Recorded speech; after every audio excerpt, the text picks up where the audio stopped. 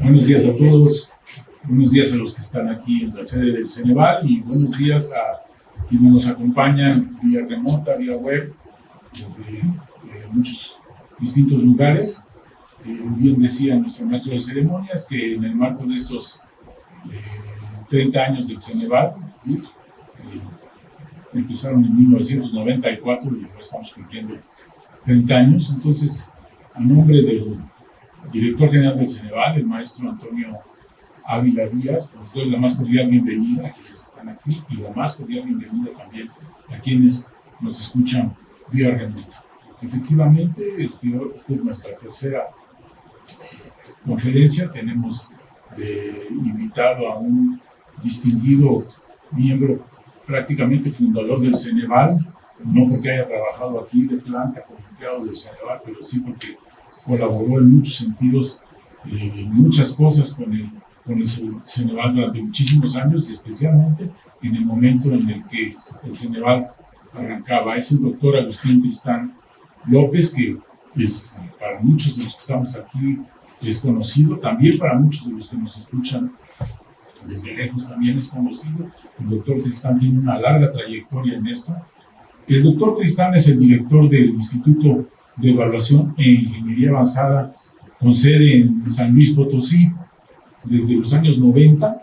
Sí, esta institución, el Instituto de Evaluación e Ingeniería Avanzada, que él dirige, se especializó en el desarrollo de herramientas para la evaluación educativa. También hacía ingeniería, pero empezó a hacer muchas cosas relacionadas con la evaluación educativa y desarrolló muchos instrumentos para apoyar a quienes hacen evaluación, entre otros los que hacíamos evaluación en el Ceneval, y él nos apoyaba haciendo estos trabajos de evaluación, ¿sí? Y asesorando. El doctor ha trabajado asesorando a muchas instituciones, ¿sí? En procesos de evaluación. Con apoyo del doctor Tristán y de la paquetería llamada CALT, que seguramente muchos conocen, el CALT, ¿sí? El programa CALT, con apoyo en eso, es que es un programa insignia del instituto que él dirige. El Ceneval pudo iniciar operaciones en 1994 y luego establecer todos los procesos de calificación por muchísimos años, ¿sí? El doctor también hace trabajos de ingeniería, ¿sí? Muchos trabajos de asesoría en ingeniería para empresas e instituciones que no están ligadas a la educación. El doctor Tristán, ustedes creerían que es psicómetra de profesión, pero no, es ingeniero civil y es doctor en ingeniería por la escuela más prestigiada de Francia, la Escuela de Puentes y Caminos de París. Nos va a ofrecer una charla sobre la importancia de la objetividad en el desarrollo de pruebas, ¿sí? Le agradecemos muchísimo al doctor Tristán su presencia hoy aquí en esta celebración del 30 aniversario del Ceneval. Está viviendo en Londres el doctor Tristán, pero casualmente en estos días andaba por México y lo pescamos, lo jalamos de una oreja y lo tenemos aquí presente. Aquí está en un momento más. El título de su conferencia es ¿Conviene utilizar pruebas objetivas en la educación? Vamos a ver qué nos dice. Muchas gracias, doctor Tristán, bienvenido.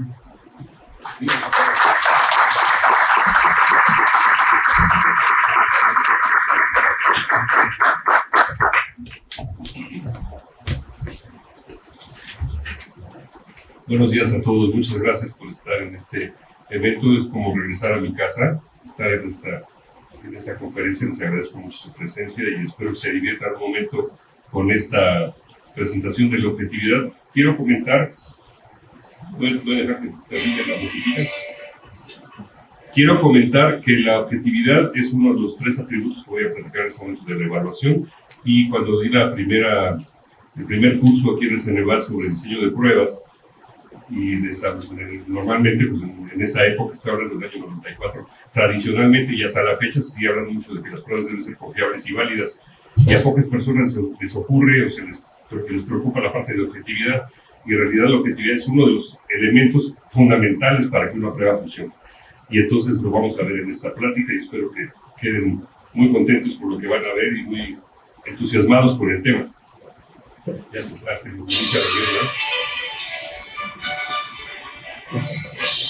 está bonito el tema. Bueno, el plan de la presentación dice en 4 partes. Es los 3 atributos de la evaluación, luego el problema de la objetividad con algunos ejemplos, luego las precisiones sobre la objetividad. Me pidieron que el tema no lo desarrollara de manera muy teórica o muy profundo, porque pues realmente es de divulgación esta presentación. Al final les voy a presentar el artículo para que puedan ustedes consultarla, la parte más epistemológica y de mayor elementos técnicos, pero creo que es interesante lo que vamos a ver ahora, que son las precisiones de la objetividad. Y como conclusiones, justamente lo que viene en el título, que se conviene utilizar pruebas objetivas elevadas. Bueno, los 3 atributos de la evaluación y forzosamente de los instrumentos que vamos a utilizar son 3 estos atributos, son objetividad, validez y confiabilidad. Se tienen que imaginar, son 3 hermanitas que van agarradas de la mano y oyen la puerta y tienen que pasar solamente una por una, no pueden pasar las 3 juntas, entonces tienen que pasar una. Entonces, ya al principio yo siempre estaba dudando si pasaba primero validez y luego objetividad. Ya después de muchos años sí va primero objetividad. Esa era la única duda que había, pero confiabilidad no puede pasar primero. Hay pruebas que se hacen basadas en confiabilidad y es otro diseño de prueba completamente distinto. Uno ve como una colección de preguntas y dice, pues se parece esta prueba a la otra, pero por la forma en que lo planeé, si lo hice yo con base en confiabilidad, es otro propósito, completamente diferente, y seguramente por eso es que muchas pruebas estandarizadas o pruebas como las que hace el Ceneval son por muchas personas criticadas porque lo están viendo desde otro punto de vista. Es muy importante que la objetividad la tomemos en cuenta, porque la idea es que no debe haber diferencia de opinión entre 2 evaluadores o entre el evaluador y el evaluado. Es una definición, digamos, coloquial. Si yo tengo 2 maestros que definen que yo paso y el otro dice que no paso, ¿cuál es la diferencia? ¿Por qué está teniendo esa divergencia? Y si a un alumno dice, es que yo debía de haber pasado y el maestro me reprobó, cuando yo daba clase y el alumno dice, sí debía de haber reprobado, entonces estábamos conscientes los 2, o si debía de haber aprobado, cualquiera de las 2 opciones, ¿no? Estábamos conscientes los 2 en qué posición está, estamos tranquilos, la objetividad está funcionando. La definición más técnica es que debe ser independiente del sujeto a medir dentro del rasgo deseado. El instrumento debe ser independiente del sujeto. No debo hacer yo instrumentos para esta persona. No debo ser el instrumento para medir a Juanito o medir a Lupita, sino está hecho para medir cierto rasgo de muchas personas sin saber quiénes son. Esa es la parte de la objetividad. La validez es que el instrumento mida lo que se pretende medir, es la definición clásica de validez, que la han ido cambiando y después voy a mencionar ese problema de cambiar la definición de validez. Y también hay otra que es contar con evidencias para el propósito que tengo que tener. Eso está bien en validez. Tengo que acumular lo mayor cantidad de evidencias. Y la confiabilidad, que es la última hermanita que va a pasar por la puerta, es que el instrumento permite obtener medidas dentro de un orden de error con cierta precisión y que deben ser repetibles o consistentes. ¿Esta por qué va al final? Porque no importa lo que haga yo al principio, esto lo puedo calcular. La confiabilidad tiene la ventaja de que hay fórmulas para calcularlo. Lo de arriba, la objetividad y la validez tienen más dificultad para hacer cálculos, entonces se pueden hacer desde luego, pero es más complejo. Por eso la confiabilidad, lo que le toque de confiabilidad. No avanzo.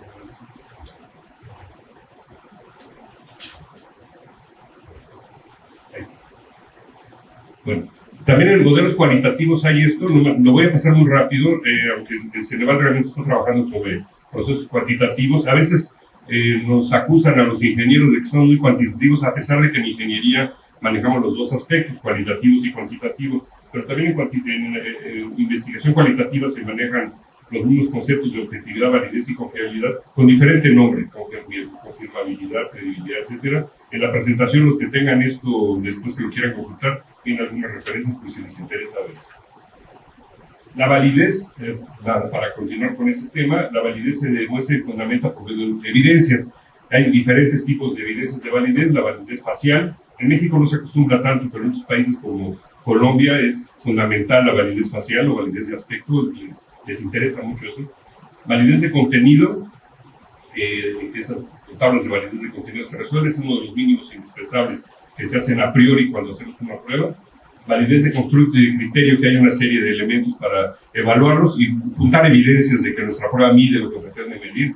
Y también la validez de escala, que es una evaluación a posteriori de que está funcionando esta escala para temperaturas, o esta escala para medir longitudes, o esta escala para medir personas con el índice Ceneval, por ejemplo.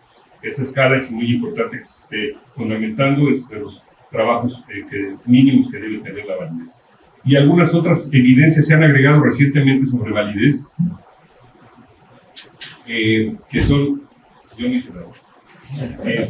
Hay validez cultural, validez de consecuencias, etcétera, y eso es porque en los años 80 Messick hizo un cambio a la definición de validez, que dijo que no era aquello de que se pretende, el propósito que se pretende medir, sino la interpretación y uso de los resultados. Entonces, cuando entramos en ese terreno de interpretación, estamos en el terreno de la objetividad, curiosamente, y no de la validez. Al meterle yo esos argumentos a la validez, ya hice perder de vista lo que se trata de la validez, y entonces perdemos todo el piso, digamos. Bursbaum posteriormente volvió a regresar al propósito original de la evaluación y lo dejó como estaba original, que mide el propósito que se pretende medir.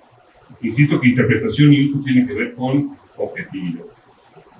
Y la confiabilidad pues, verifica que se repitan los resultados, que si yo aplico la prueba hoy y lo aplicara mañana, debo medir lo mismo, lo cual no es cierto en ciencias sociales o en educación, no ocurre eso. Esa es una definición que la sacaron los ingenieros, donde yo efectivamente si mido este muro, pues mide 4 metros y mañana también, si no le hago cambios, y pasado mañana también, si lo mide una persona que no soy yo, también mide 4 metros, no pasa nada, pero cuando yo aplico una prueba hoy y la aplico mañana, ya la persona tuvo un aprendizaje, entonces no es factible la repetitividad, esa cosa es un error, por eso es que no se debe utilizar esa definición, pero existe dentro de las cosas de confiabilidad hablar de eso.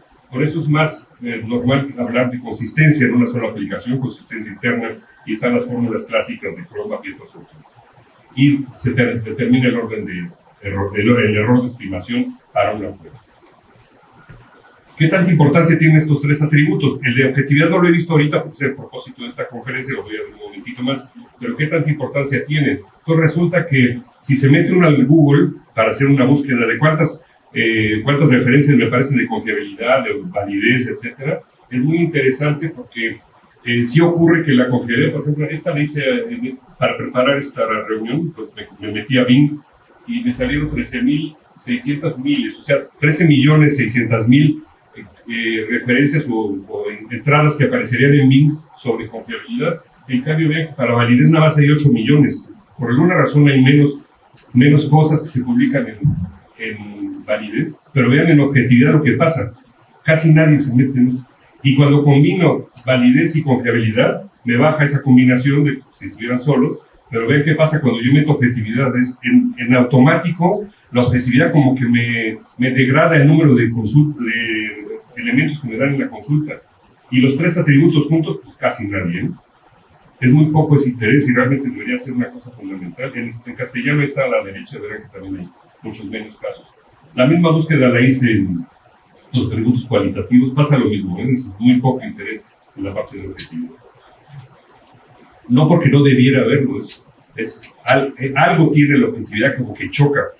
Y la razón es lo que voy a ver ahorita. ¿Cuál es el problema que tiene la objetividad? Eso que choca es porque definir objetivamente un ente que quiero evaluar es complicado. Esa cualidad, la Real Academia dice que es una cualidad inherente de un objeto en sí mismo, ajeno a cualquier enfoque especulativo. Es muy difícil que una persona se pueda aislar completamente de lo que voy a estudiar y decir, esta cosa es, a lo mejor si es un objeto, si es una mesa es fácil, pero cuando estamos hablando de un rasgo, de un atributo, de una competencia, de una cualidad de una persona, se vuelve muy complicado estar fuera de eso y no meterse con cierto calor o con cierto interés y dar nuestra opinión subjetiva, y en eso estamos un poco con problemas. Por eso hay autores que dicen que, aunque yo no me puedo apartar del objeto que voy a medir, tengo que hacerlo lo más posible, estar lejos de esto. Voy a ponerles un ejemplo más adelante para que sea más claro por qué voy a estar lejos.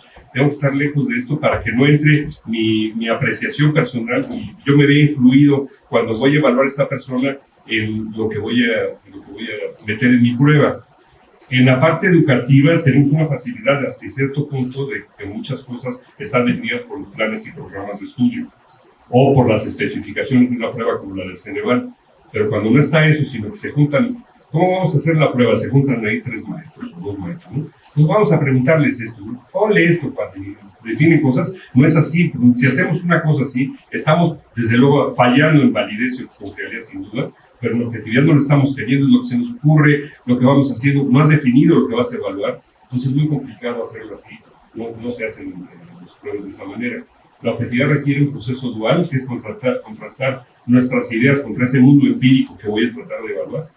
Y también una definición que es curiosa o que es interesante, que es la intersubjetividad, donde efectivamente voy a aceptar que nada es objetivo. Voy a aceptar que no existe eso. Y que tú piensas de una manera diferente que yo. Lo que tenemos que hacer es ponernos de acuerdo en algo. Al ponernos de acuerdo en eso, esa es la intersubjetividad que voy a aceptar. Esa va a ser nuestra definición operativa. Voy a poner un ejemplo, no quiero molestar a nadie, pero si tres partidos políticos totalmente disjuntos se juntan en un proyecto común, se ve muy mal, pero a lo mejor sí tienen alguna cosa en común. Esa cosa en común es la que están persiguiendo, no están persiguiendo sus detalles específicos. Ponerse de acuerdo en eso es muy complicado, pero además tienen que explicarlo o tienen que definirlo. Si no se define, pues se ven tres cosas amorfas, ¿no? El chiste es poder hacer esa intersubjetividad que quede claro. Y el objeto entonces puede ya verificar de manera tanto teórica como empírica. En este caso, nada más hay un aspecto importante que quiero mencionar, es, ya que definimos nuestro objeto, los estándares para diseño de pruebas, que hay un material que tiene ese lugar para estándares de diseño de pruebas, se define que hay que hacer adaptaciones en ciertos casos. No es que yo cambie el objeto que voy a medir, sino adaptar en ciertos casos, sobre todo para las personas con discapacidades, los que no pueden ver, los que no pueden escribir de alguna manera. Entonces tengo que hacer adaptaciones, pero el objeto, la parte objetiva que estoy diciendo, ese objeto debe ser el mismo para todos. Esa parte es muy importante para que me den además la oportunidad de que todas las personas que pudieron estudiar eso o aprender eso lo puedan mostrar en su prueba. Veamos los ejemplos.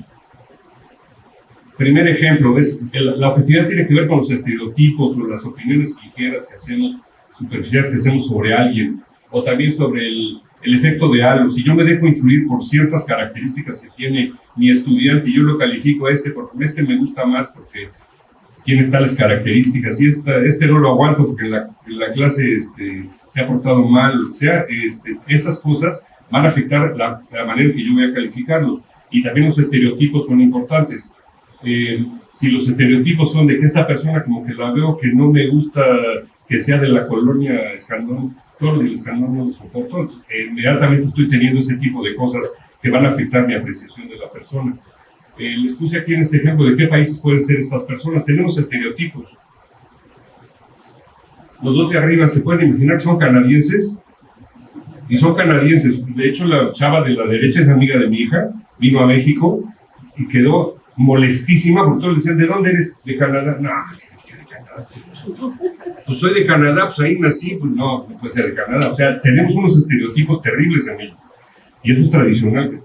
El de abajo es un noruego, aunque parezca un cuate que está así como pidiendo limosna, y la otra de la derecha, la de la derecha es una señorita de Jalisco que fue reina de los charros, pero estaba vestida muy a la española, ¿no? Esos estereotipos los empezamos nosotros a utilizar no nada más en nuestras clases y en nuestras apreciaciones. ¿Cómo vemos a los demás? ¿Los apreciamos o los despreciamos? Una de las cosas muy curiosas, ahorita hay una tendencia mundial importante, es que ya Speedy González y Pepe Le Pew ya no pueden ser presentados en las caricaturas, porque son estereotipos negativos del mexicano y del francés. Le pregunté, por cierto, en francés que cómo veía Pepe Le Pew, me dijo, es que ahí en Francia lo traducían con acento italiano, para ellos era un italiano. La idea es evitar esos estereotipos, eliminar prejuicios personales, y la caricatura de Mafalda, pues, es muy clásica, ¿no? Pues tengo prejuicios, pero no lo voy a leer porque alguna persona se puede informar más, pero ahí está la caricatura. La idea de la objetividad es reducir eso lo más posible, que no nos dejemos influir por esas cosas. También la objetividad tiene que ver con las decisiones que tomamos y qué tan justas son. Sabemos que en el fútbol hay un árbitro que toma decisiones y luego le tiramos botellazos y no nos gusta la decisión y todo. Él está tomando decisiones arbitrarias, no decisiones caprichosas. El árbitro no es, ser un árbitro no quiere decir ser un caprichoso. Tomo decisiones y me puedo equivocar. Eso no hay ninguna duda. Por eso luego ahorita están tomando la foto y el video de si fue fuera de lugar o fue penal o lo que sea, porque se pueden equivocar. Es muy rápida la acción, todo lo tienen que ver. En el tenis también habrán visto que si cae la pelota adentro o afuera, ya están verificando esas cosas. Qué bueno que se meten en eso, porque hacen más objetiva la decisión. Pero insisto, el árbitro no quiere decir que sea una persona despreciable enemiga de la sociedad, está haciendo su trabajo y lo puede hacer mal. El problema es que el árbitro siempre le pita las faltas a la América y no se las pita a Guadalajara. Eso ya es una diferencia. Ahí sí, entonces el árbitro no está siendo objetivo. En el caso de algunos deportes olímpicos donde está defendiendo solo de jueces, como el caso de gimnasia artística, lo de nado sincronizado, etcétera, que depende de jueces, ahí sí tiene que ser muy cuidadoso la decisión, por eso hay muchos jueces, y hay todos una serie de modelos matemáticos para garantizar que los jueces están tomando decisiones de manera consistente. De nuevo, son modelos que se pueden utilizar para las pruebas del Ceneval, digamos, el Ceneval no tiene por esa preocupación tan directa como en ese tipo de pruebas, ¿no? Y bueno, entonces la Suprema Corte, finalmente los jueces se pueden equivocar también, pero supone que se deben documentar y deben hacer lo mejor posible su trabajo. Otras apreciaciones que hacemos es cuando no identificamos las cualidades inherentes del objeto. Por ejemplo, en este caso, a lo mejor vemos que el gato es muy tiernito y el perro a lo mejor nos da miedo. En insectos, a la gente no le gustan las cucarachas y les pueden gustar las catarinas, y finalmente es un insecto, ¿no? Entonces, hay algunas apreciaciones que tenemos, o la víbora nos asusta, o cosas por el estilo, y a la tucita, la de los tres huastecos, agarraba víboras y alacranes y tarántulas y no sé qué cosas, sin problema, ¿no? Entonces, esas apreciaciones para nosotros a lo mejor nos da miedo y a otras personas no. Esas apreciaciones subjetivas son las que tenemos que tomar en cuenta para nuestros análisis. El último ejemplo de esto, y ya voy a pasar a unas cosas más sobre evaluación. Este ejemplo es un tema actual que es la objetividad en personajes históricos. Por eso les decía hace un rato, quiero mencionar un personaje ajeno a nosotros para hacerlo lo más objetivo posible. Este Cecil Rhodes es un tipo importante porque es el que fundó Rhodesia. Entonces, en su época, en la época victoriana, este cuate era una persona súper importante para el Imperio Británico. Su proyecto, que vean la caricatura que está ahí, su proyecto era llegar por el ferrocarril desde el Cairo hasta Ciudad del Cabo. No lo pudo hacer porque había unos países entre medias que eran propiedad de Alemania y de Angola, Mozambique, que eran portugueses que no les dejaban pasar el tren. Pero entonces intentó hacerlo, tenía sus minas de diamantes, una maravilla. Las monedas que está puesta a la derecha es de 1953, es algo muy reciente. A partir de los años 90 ha habido una tendencia en contra de Cecil Rhodes. Ya ninguna calle se llama Rhodes. El Museo Rhodes ya se cambió de nombre, cosas por el estilo. Ya casi ni se puede mencionar. Vean, la estatua de Rhodes ya no tiene cabeza. La estatua que tenían en Oxford, porque es una fundación, ya la tiraron. La pregunta es, ¿este señor es un héroe o fue un héroe o fue un villano? Dependiendo de cómo lo vean. En su época fue seguramente un héroe. Ahorita cuando lo ven, dicen, no, es que mató a tantos habitantes de esas zonas, se adueñó de las minas, estuvo esclavizado a no sé cuántas gentes. Ese dinero se fue a Inglaterra, enriqueció las bodegas de diamantes de la corona real, etcétera, ¿no? Entonces, ahora se juzga diferente. Tenemos personajes en nuestra historia nacional, que por eso no quise poner un caso nacional, que tienen cosas similares, pero estando nosotros dentro de nuestra historia nacional, juzgamos diferentes. Podemos juzgar a Cecil Rhodes sin problemas. Estando afuera, es más fácil decir cómo vemos a este señor. Nosotros como mexicanos, a los ingleses ahorita están en una duda de si eso no es, pues, pero es muy interesante poder juzgar de manera objetiva a un personaje de este tipo. Para ello, para poder juzgar estas cosas, puede ser interesante ejemplificar nuestro proyecto como si fuera un análisis de sangre o otro asunto de salud. Si voy a evaluar a los estudiantes en historia, ¿qué pasa si en lugar de historia les hiciera un análisis de hemoglobina o de no sé qué? Entonces, imaginarme eso, si yo hago mi análisis de sangre, estoy pensando en copiarle el análisis de sangre a mi compañero, estoy pensando decirle al del laboratorio, cámbiale esta cosa para que yo salga aprobado y que no tenga problema de triglicéridos. No hacemos eso. O sea, ¿por qué lo hacemos en educación? Cambiemos el esquema. Entonces, van a evaluar algo, imagínense este problema de salud, ¿qué pasa ahí? Y nos da una visión más objetiva del asunto. Piensen en un deporte por desempeños, en el fútbol, en el baloncesto, donde cuentan puntos, aunque haya algunas decisiones de un árbitro. Vean qué pasaría con eso si nosotros estamos contando puntos también. O uno que tenga solamente jueces, como gimnasia y clavado, donde ahí sí depende totalmente de la precisión del árbitro. Los que tuvieron maestros de esos que hacían examen oral y en función de si nos conocía o no nos conocía, o le caíamos bien, nos ponía calificaciones, sería como eso. Y deportes de competencia donde el que lanza más lejos o corre más veloz, prácticamente no interviene mucho en la definición del árbitro. Compare sus pruebas contra eso. Vamos a empezar la primera prueba. La pregunta es si es válido o justo aplicar la prueba en todo el país, por ejemplo. Es una de las pruebas o de las preguntas que siempre me hacen cuando estamos en los cursos de diseño de pruebas que una objetividad. Es que no deberían de aplicarse la misma prueba porque en Nuevo León salen muy bien y en Chiapas, en este caso, el dibujo, se planea. Guerrero está hasta el final. Eso tiene para contar.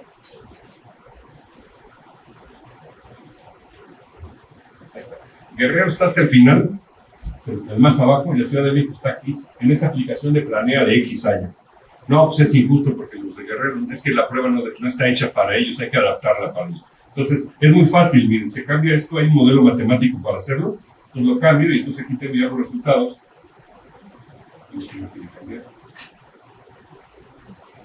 Ahí está. Ahí están ya los resultados equiparados de todo el país.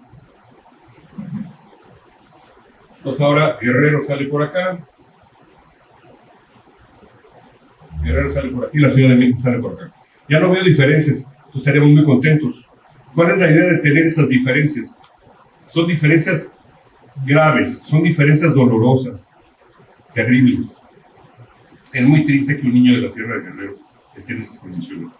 La culpa no es de la prueba, la culpa es de otras condiciones. Qué bueno que la prueba lo muestre, porque entonces si me muestra que la Ciudad de México está acá arriba y Guerrero está acá abajo, metámosle a Guerrero. La mentalidad que tenemos en México, los que salgan bien les voy a dar televisión, les voy a dar beca, y los demás pues, se frieguen, ¿no? No es así. Los que estén mal, tenemos que darles recursos, tenemos que ponerles baños, paredes en las escuelas, porque ahora ni paredes tienen, pizarrón, desayunos escolares, desayuno, comida y cena, y muchas otras cosas que necesitan esos niños para poder subir. Tenemos que hacer un esfuerzo muy grande con ellos.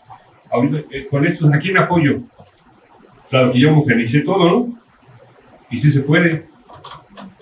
¿A quién apoyo? A nadie, o a todos igual. Y no debo hacerlo a todos igual. Debe haber esas diferencias que me las debe revelar el instrumento objetivo.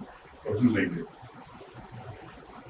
¿Qué modelos afectan la objetividad? Bueno, pues en nuestras clases, comúnmente aquí puse este ejemplo, de que le metemos que si cumpliste con las tareas y que tuviste tanto de participación de clase y zapatos limpios y puntualidad y todo, ¿cuánto sacaste en matemáticas? Sacaste como 4, pero como eres de los que siempre vienen, eres puntual, etcétera, te voy a poner 6 o 7. Y otro sacó 10 de matemáticas, pero otro fue 10 más todos los elementos que le llegaron a sacar el 10. Ya no puedo comparar esas cosas. Quiero nada más un punto específico. Hay una universidad de México muy importante con los mejores estudiantes de esa carrera en México. Promedio de esos estudiantes, 7,5, en escala de 0 a 10. El promedio de estudiantes de esas carreras. ¿Qué está pasando con eso? Que esos estudiantes, cuando quieren entrar a la maestría en la misma universidad, no pueden entrar porque no tienen promedio de 8. No pueden pedir beca con así porque no tienen promedio de 8. Entonces, no, es que nuestro 7 vale más que el 10 de la... Es que no importa, tengo un certificado que me sacaste 7, lo llevo al CONACYT y el CONACYT ve ese número y contra eso se basan. Entonces, yo no puedo decir que mi 7 es más que tu 10. Estamos entrando en la subjetividad total. Aquí tenemos que ser objetivos en eso y pues darle las calificaciones correctas a nuestros estudiantes. ¿Qué adaptaciones también se pueden hacer? Dice aquí uno de los materiales que encontré en el internet, y lo que puse en la flechita dice: ustedes pueden quitar las preguntas que les parezcan poco pertinentes para su grupo, agregar otras preguntas, adaptar las preguntas. Entonces, imagínense, yo hago una prueba, no sé qué prueba es esta, no sé si no les quiero decir, pero aplico esta prueba a nivel nacional. Es una porquería de prueba, que le hicieron con las patas, no sirve para nada, es una prueba.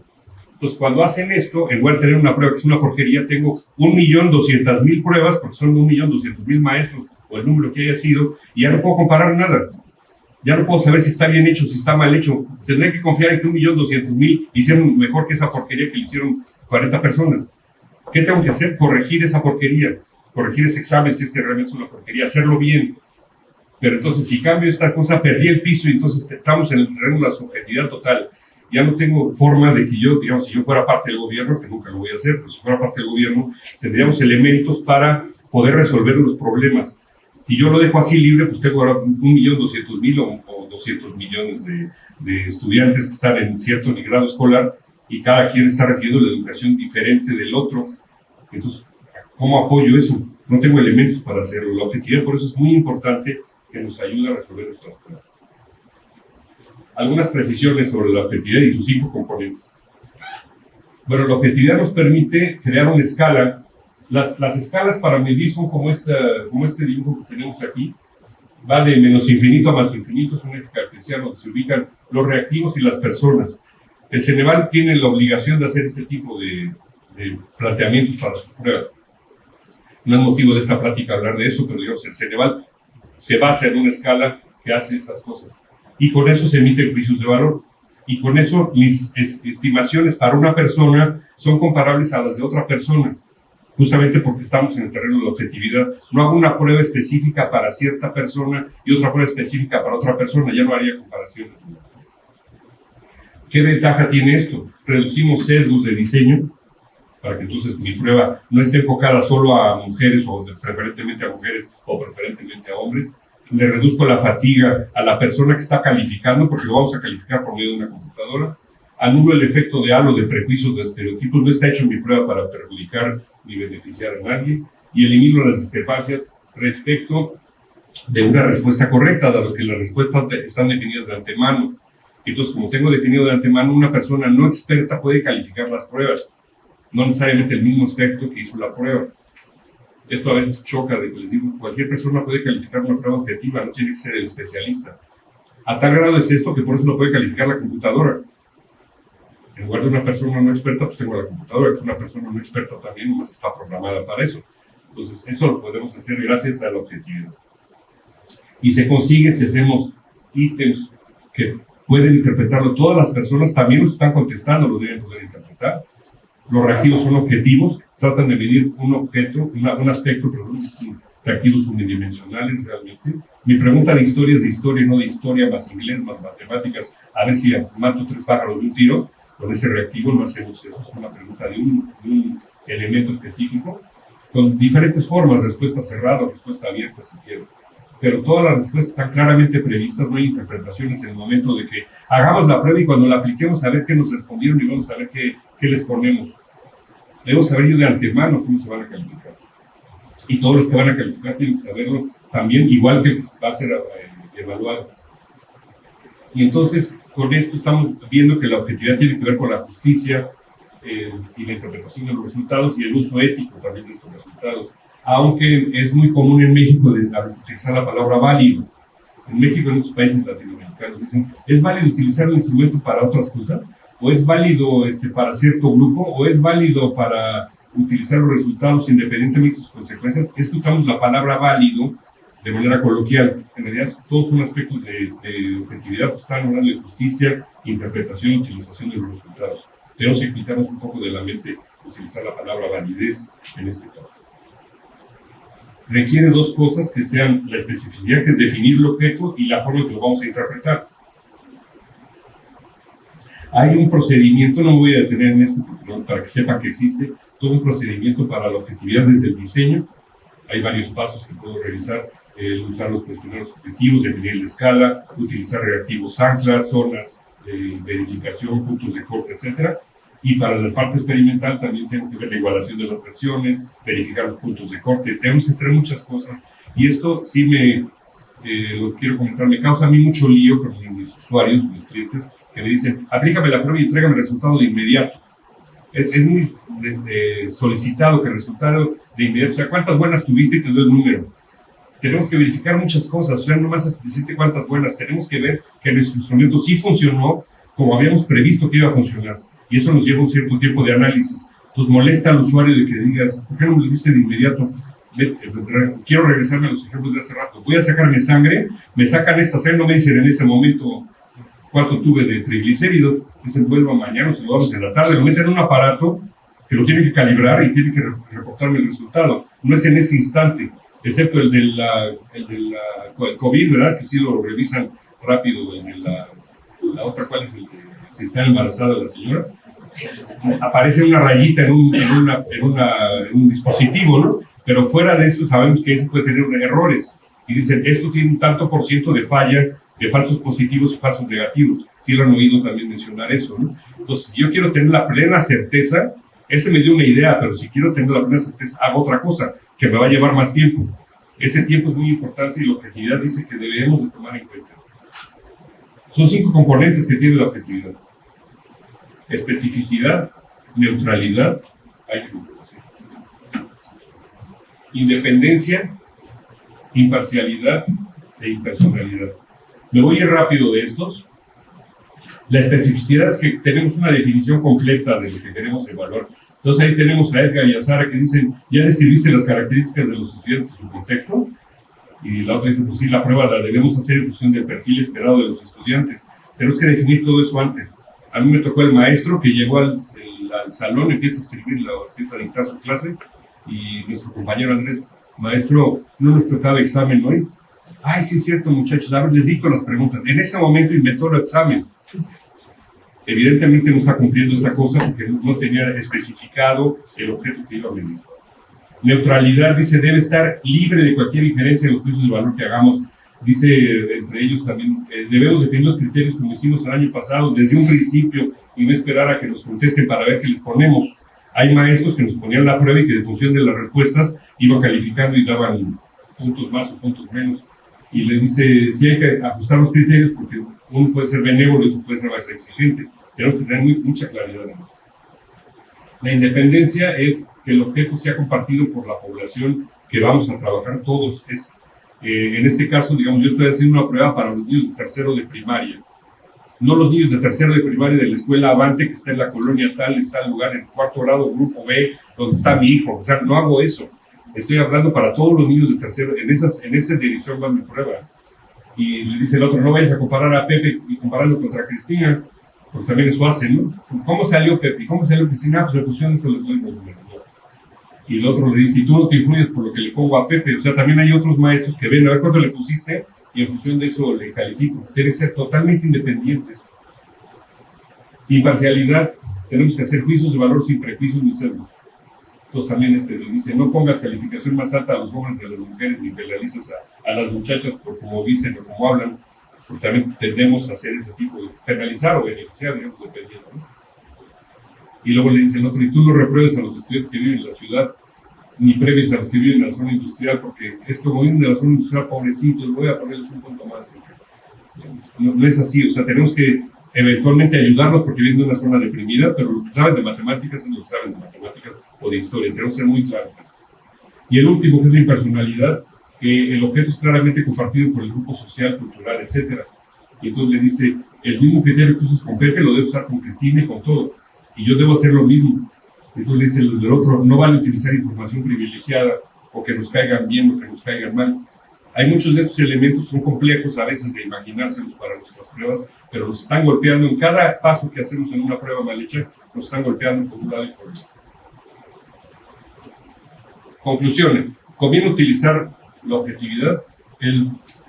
Esta presentación fue muy breve, pero sí conviene utilizar. La respuesta es sí. ¿Por qué?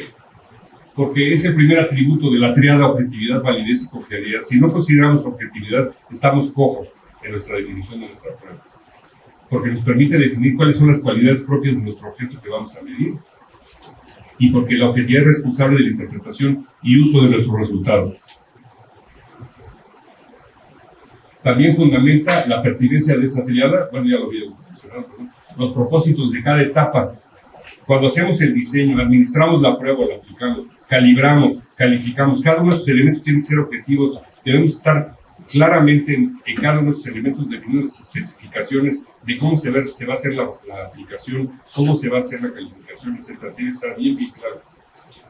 No sé si les ha tocado a ustedes, pero a mí me tocó mucho cuando estaba en la Facultad de Ingeniería, llevábamos los exámenes al salón, 40 salones, todos aplicaban cálculo vectorial ese día, a la misma hora, en las mismas condiciones, misma duración, ¿verdad? Llegamos al salón y un maestro, muchachos, como la pregunta 2 es algo que no vimos, no la contesten, como la pregunta 3 está medio difícil, les voy a dar la respuesta, como todo ese tipo, y luego les daba la respuesta mal, que era lo peor. Luego de pronto decía, pues esta prueba dura 2 horas, pero como ya me tengo que ir, a la hora y media recogía. O sea, hay muchas cosas así, ¿no?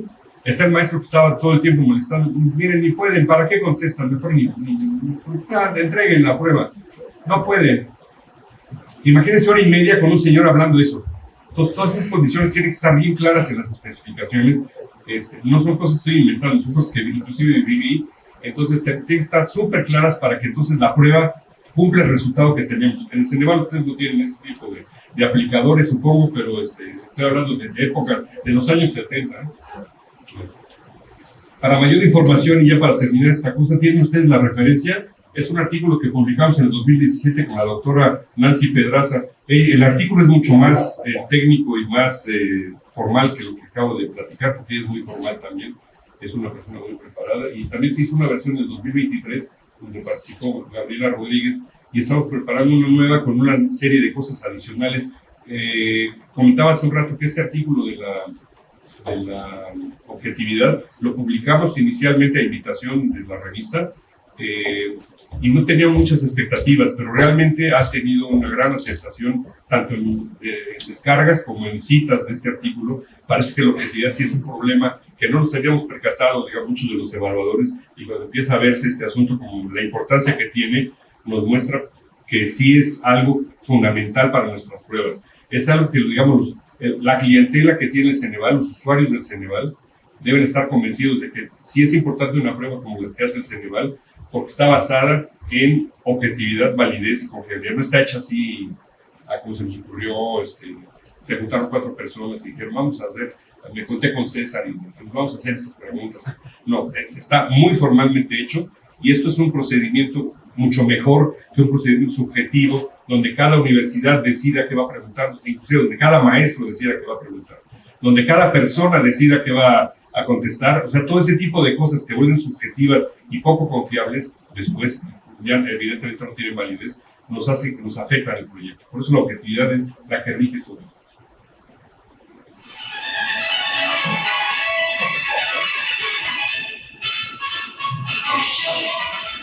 Bueno, muchas gracias, les agradezco la atención.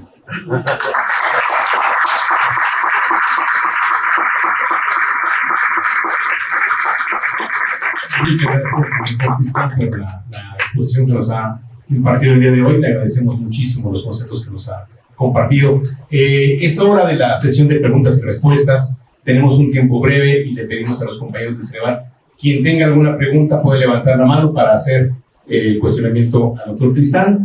De entrada, hemos recibido ya un par de cuestiones de la gente que ha seguido la sesión a distancia. Si me permite, le voy a plantear la primera. Sí. ¿Considera que las evaluaciones, para que sean objetivas, deben alinearse a las técnicas de investigación cuantitativa? Esta pregunta nos la hacen desde Tamaulipas. Sí, mencioné que la objetividad tiene que ver tanto con cuantitativo como con cualitativo. Ambos están trabajando juntos. Para definir mi objeto, justamente tengo que definir las cualidades de lo que voy a evaluar. O en obligatorio, entonces hay una parte cualitativa ahí. Y la parte cuantitativa tiene más que ver hacia el aspecto de confiabilidad, porque sí puedo contabilizar cosas. Entonces, no lo dejen de lado, o sea, tiene que ser combinado, cuantitativo y cualitativo. De acuerdo, muchas gracias. ¿Alguien aquí en la sala desea hacer una pregunta? Maestro. Gracias, ingeniero. Excelente exposición. Le quiero preguntar, nosotros trabajamos pruebas para diferentes perfiles para el servicio profesional de maestras y maestros a nivel nacional. Y estos perfiles tienen que ver con sus currículums analíticos y sistémicos, y realmente la nueva escuela mexicana está previendo diversificar estos currículums de acuerdo a las regiones de nuestro país. Lo que mencionaba usted, ¿no? Un chico de Nuevo León o un chico de Chiapas, ¿no? Por ejemplo.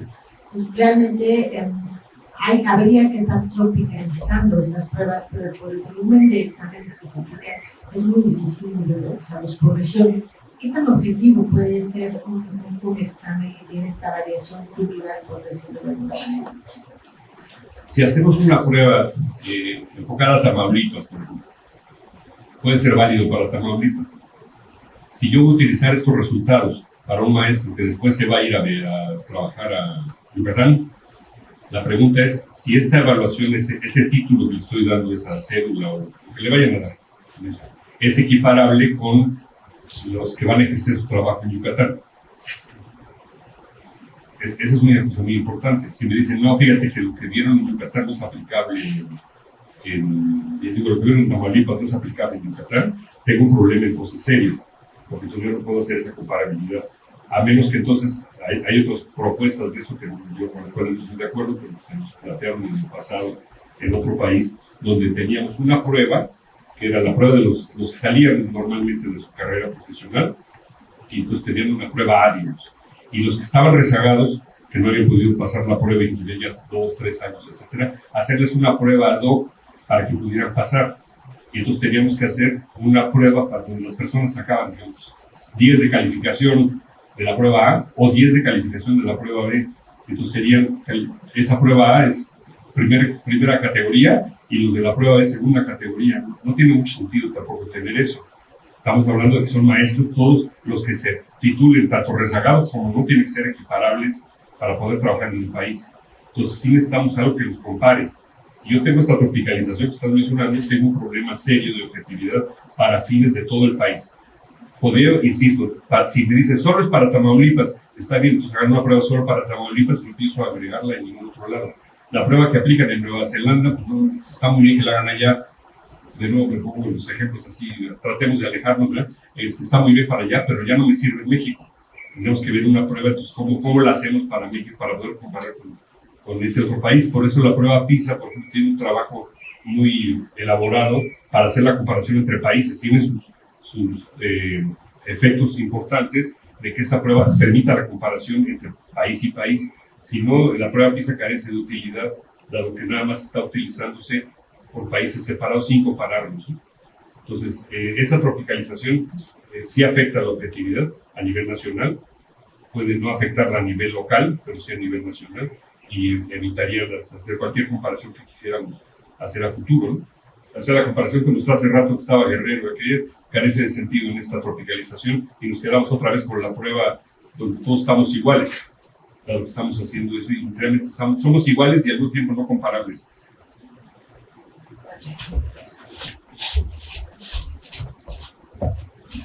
Tuvimos un caso aquí en Ceneval hace ya muchos años con un EGEL. En el consejo técnico de ese EGEL, uno de los consejeros decía que se estaban discutiendo los contenidos del examen, ¿no? Y uno de los consejeros decía que eso no se enseñaba, algo de lo que estaban proponiendo evaluar. Esto no se enseña en mi universidad. Los demás consejeros dijeron, lo tienes que enseñar. No, nosotros no lo enseñamos. Entonces, los otros consejeros dijeron, le vas a otorgar un título, eso es lo que estás diciendo, ¿no? Le vas a otorgar un título a una persona. Bueno, es que nosotros aquí en el estado donde está esta universidad no se requieren estas habilidades, ¿no? Porque no tenemos esas condiciones. Era relacionado con veterinaria, ¿no? Y entonces no había abejas o no había entonces sí, pero tu título vale en todo el país. Claro. Y entonces le dijeron que esos veterinarios tenían que aprender esta otra habilidad porque el título era válido en todo el país, ¿sí? Aunque en esa localidad pues no había esa condición. Y creo que no sé si puedes comentar sobre eso. Es muy importante. No quiero comentar exactamente de eso, pero sí relacionado con eso, y es que esos consejos por los cuales estamos mencionando de las pruebas definen el objeto. Habíamos dicho que la objetividad es el primer elemento que tengo que definir, es qué objeto tiene esa prueba, ¿no? que voy a preparar. Entonces, vamos a aceptar que efectivamente Tamaulipas no estudia tal cosa y Yucatán no estudia. En cada lugar, de hecho, estudian cosas diferentes, pero estamos tratando de hacer un objeto que va a servir para todo el país. Y ese objeto no debe ser el mínimo, o sea, no debo bajar a ¿qué es común en todos? Sumar, restar y dividir. Pues más preguntas eso. Puedo preguntar otras cosas. Es que no nos estamos preparando para eso, que sería la objeción. Bueno, la prueba tiene además una función de tipo social, donde dice, es importante que las personas de esa profesión sepan esto y aquello. No lo están haciendo, se tienen que preparar para eso. No lo debo yo dejar al nivel más ínfimo, sino al nivel óptimo, si puedo decirlo de esta manera. Y entonces, al buscar esa cosa, estamos tratando de subir cada vez nuestro nivel educativo en la dirección correcta. Si mandamos un mensaje donde dice, no le pongas esto, pues miren, en el año 2000 no, antes del 97 creo que lanzamos nosotros una prueba que era para certificación docente. Después se quitó porque lo agarró COSDAC y otras empresas, pues ya no nos compraron a nosotros, pero en nuestra prueba teníamos el modelo que incluía informática, inglés, razonamiento lógico y verbal, etcétera, varias cosas de este tipo, transversales, pues. Entonces, la primera cosa que nos dijeron los que estaban utilizando nuestros servicios es que para qué preguntábamos eso si no necesitaban inglés, ni matemáticas, ni nada. Es que esto es importante, que un maestro domine estas cosas. A lo mejor en una primera etapa, cuando empecemos a aplicar la prueba, puede ser que ponderemos, son de los acuerdos que hacen los jueces, ponderemos esto a tal valor para que entonces abejas no cuente, pero sí está en la prueba. Porque abejas es un elemento importante que deben conocer los veterinarios, digamos. A lo mejor no les cuenta en este momento, pero la idea es irlo contando conforme vayamos avanzando en el tiempo, vamos dándole otra ponderación hasta que ya todas las instituciones utilicen abejas. Ese mensaje a la sociedad es fundamental para una prueba de este tipo. Y cumple una función, el Ceneval y las instituciones como las de nosotros, cumplen una función para poder educar también a las personas en esa dirección. Gracias. Tenemos otra pregunta de la audiencia que está siguiendo la sesión. Es la siguiente. ¿Está considerando el Ceneval la evaluación formativa de los aprendizajes en el aula respecto a su medición? Bueno, creo que esta es muy local para el Ceneval. Sí, para el Ceneval. No es pertinente. Y tenemos una más. Hoy en día se habla de la evaluación diferenciada e inclusión educativa. ¿Cómo aplicar esos principios en la elaboración de pruebas estandarizadas? No lo sé. No entiendo la primera parte de la pregunta. Perdón a la persona que lo hizo. No lo entiendo. ¿Desea que lo repitamos? A ver, parafraseada. Claro, lo que se menciona es que actualmente se habla de evaluación diferenciada para los jóvenes e inclusión educativa. ¿Qué es la evaluación diferenciada? Bueno, aquí no lo mencionan. O sea, para mí, si tomo la palabra así tal cual, sería, si eres hombre, te hago una prueba diferente si eres mujer. Si vienes de zona rural, te hago una prueba diferente si eres de zona urbana. ¿Sería eso un poco el asunto? ¿Sí? Si fuera eso, entonces entramos a lo que mencioné hace un rato. Te voy a dar entonces tu certificado tipo A y tu certificado tipo B. Tú vas a ser médico zona rural y tú vas a ser médico zona urbana. No vas a poder trabajar más que en zona rural ni vas a poder trabajar más que en zona urbana. Ese sería un poco el planteamiento, no creo que sea así la idea, ¿no? Quiero mencionar algo que a lo mejor rebasa eso de la pregunta, pero por ahí lo estoy implementando. Están las escuelas normales rurales, como la de Ayotzinapa, que es famosa, conocida por todos, y seguramente cumplen unas funciones sociales muy importantes. No todos los estudiantes van a querer estudiar en Ayotzinapa, ni trabajar en una escuela normal rural, ni para perdidos ahí en la sierra de Guerrero, ¿no? Es un trabajo muy duro y es digamos, encomiable, es de admirar que haya gente que quiere estudiar y están en condiciones verdaderamente terribles en esas normales rurales. Da vergüenza que existan esas cosas. Ahorita, como puse normal rural, estoy menos objetivo. Les puedo plantear lo mismo que me comentaron cuando fueron los belgas, unos belgas que conozco, que fueron a Congo y fueron a ver las escuelas que fundaron los belgas en el Congo. Y entonces dice, es que se dejaron unas escuelas preciosas, unos edificios, instalaciones, están invadidas por los estudiantes congoleses, es una porquería el lugar, los baños destruidos, las camas deshechas. Les puedo plantear lo mismo que puede ser Ayotzinapa, nada más que cuando ya lo vemos como del Congo se ve más alejado, lo podemos ver más objetivamente, por eso es importante a veces ubicarse así. Entonces, nada más para terminar este asunto. Si yo tengo este tipo de escenarios, tengo que pensar en cómo hacer para que estas personas se eduquen y puedan avanzar dentro de un esquema donde puedan tener esa intercambiabilidad. O sea que sí salieron de la normal de Ayotzinapa, pero pueden trabajar en cualquier lado, ¿no? Entonces, si yo estoy pensando, hagamos una prueba ad hoc para esta persona o para este grupo, dejé la objetividad de lado, ¿eh? Voy a hacer pruebas específicas para cada grupo, ya no me interesa entonces hacer comparaciones, sino que cada quien es meritorio por sus propios medios, no salgas de ahí.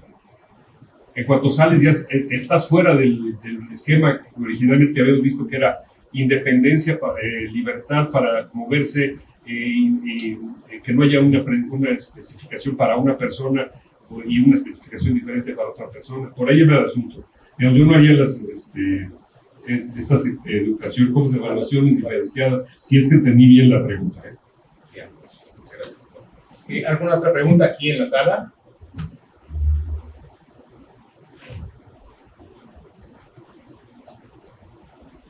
Bien, si no pasamos a otra pregunta que nos han hecho. ¿En qué lugar se ubican las pruebas objetivas respecto de la NEM y el MCC-EMS cuando estas se harán de evaluar de manera formativa? Me voy a ir a otra conferencia porque no le entendí nada de esas siglas. ¿Cuáles son esas siglas, perdón? La nueva escuela mexicana. ¿En qué lugar se ubican las pruebas objetivas respecto a la nueva escuela mexicana y el marco común curricular de la educación media superior cuando éstas hablan de formar de manera formativa?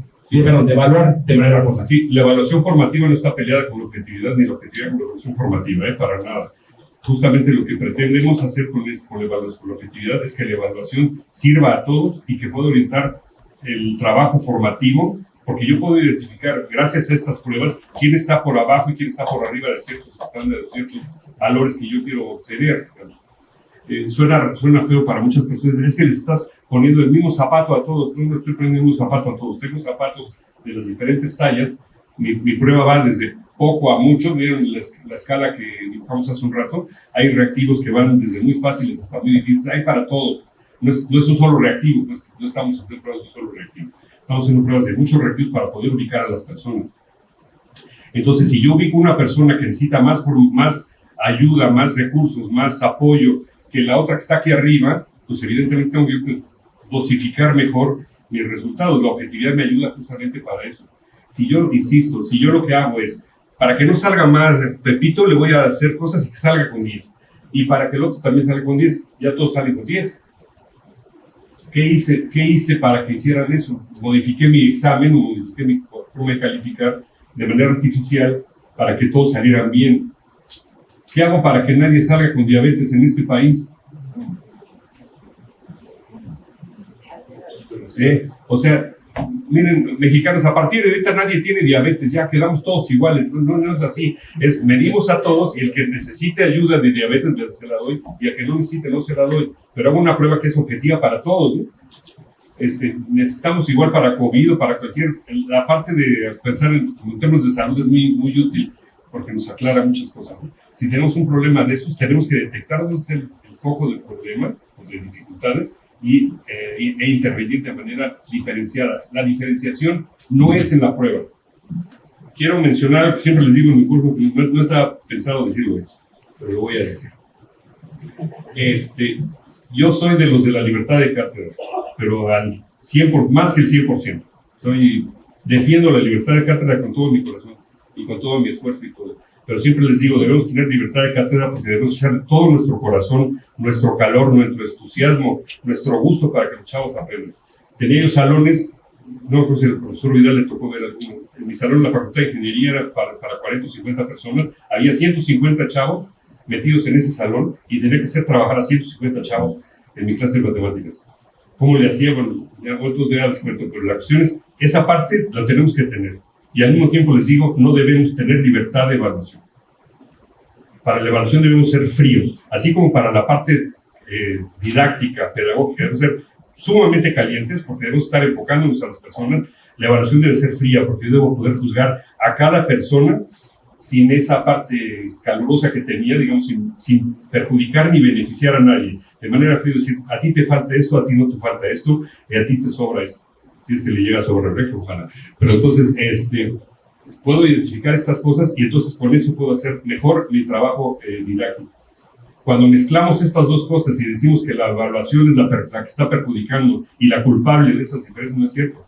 La evaluación debe revelar esas diferencias para que todos podamos tomar nuestro trabajo en la parte formativa de manera fundamental. Muy bien, muchas gracias. El tiempo se ha agotado, ha sido una sesión muy provechosa, se nos fue rapidísimo. Les pido un aplauso al doctor Pestal.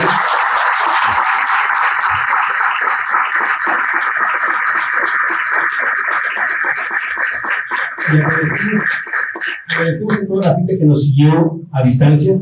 Fueron más de 500 personas las que nos estuvieron siguiendo en vivo, más de 800 personas registradas. Entonces, a todo el país les agradecemos habernos acompañado el día de hoy. Que tengan un buen día. Muchas gracias. Muchas gracias.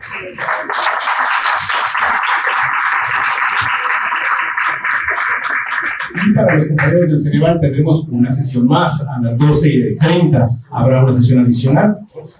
¿12? 12, perdón, a las 12 tenemos una sesión adicional. Entonces, los invitamos a que tomen un refrigerio.